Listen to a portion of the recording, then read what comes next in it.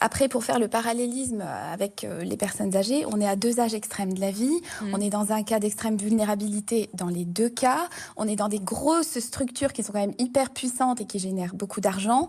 On est dans des logiques financières au lieu d'être dans des logiques de l'humain. Et c'est ça le problème. C'est pas le même public, certes, mais ce sont les mêmes problématiques. Et donc, ce sont les mêmes solutions à apporter. Aujourd'hui, il faut apporter des solutions, si vous voulez. Raconter son témoignage. Des témoignages, il y en a plein. C'est juste que les gens ne peuvent pas s'exprimer parce que ce qui se passe, c'est que quand un parent pointe du doigt, quand on essaye de dénoncer une maltraitance dans une crèche, vous savez ce qui se passe dans un foyer? C'est une onde sismique. Parce que vous vous retrouvez avec vos enfants dans les bras.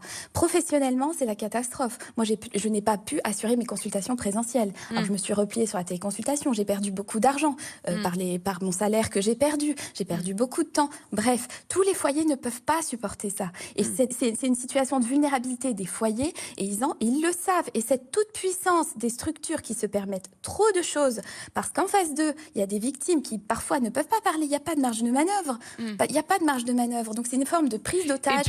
Et puis il faut se rendre compte aussi, là en l'occurrence vous vous en êtes rendu compte, mais certains parents, les enfants ne peuvent pas parler, ne peuvent pas exprimer, ne réalisent pas. Rita, est-ce que vous en avez parlé avec les autres parents de la crèche? Oui, tout à fait. Alors là, c'est le compte parce que, alors, bon, comme je vous ai dit, j'ai alerté tout ce que j'ai pu alerter. La direction, le 119, ils sont sursaturés, les associations, ils sont pas forcément formés à ça.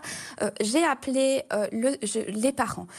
La plainte, elle a été déposée le vendredi. J'ai alerté les parents parce que j'estimais que c'est mon devoir. J'ai compris que beaucoup de parents, étaient bloqués. C'est difficile de dénoncer ça. Ça, je l'ai compris plus tard. Pourquoi? Mais alors c'est ce qui m'a marqué, c'est que quand même, il m'a été reproché par la directrice opérationnelle régionale, par la responsable opérationnelle, parce que suite à mon alerte des parents, ils ont dû faire face forcément à une vague d'anxiété, forcément, de la part des parents. Des coups de fil, des parents devant la porte. Ouais. Et là, il m'a été reproché, madame, et là, vous allez comprendre où est l'origine du problème. Et c'est que, madame, vous avez fait d'un problème individuel une affaire collective. Donc, vous avez fait d'un problème individuel une affaire collective. On voit bien aujourd'hui que c'est pas un problème individuel, c'est un problème collectif et bien au-delà de ce qu'on peut imaginer. Donc il faut arrêter on essaye d'étouffer les dénonciations, les témoignages des gens.